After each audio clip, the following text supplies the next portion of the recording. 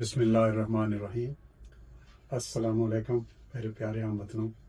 آج میں سن رہا ہوں کہ کوپن ہیگن میں پاکستان ایمبیسی کے سامنے کچھ لوگ مظاہرہ کر رہے ہیں، اور یہ مظاہرہ کرنے والے انڈین نہیں ہیں، یہ پاکستانی ہیں۔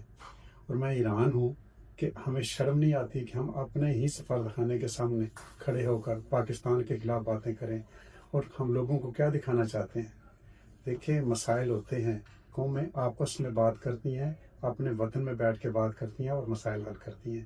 یہ جو ہے نا، دیارے غیر میں اپنے وطن کو بدنام کرنا اور ایمبیسی کے خلاف ایسے باتیں کرنا، یہ اچھی بات نہیں ہے۔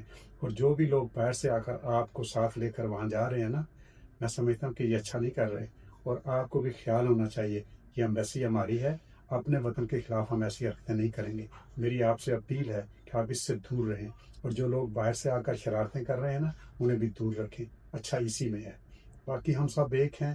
انشاءاللہ ہم مل کر اپنے مسائل حل کرنے کی کوشش کریں گے، لیکن شر پسندی سے نہیں، اپنے وطن کے خلاف جو ہے نعرے بازی کر کے، اپنے وطن کو بدنام کر کے نہیں۔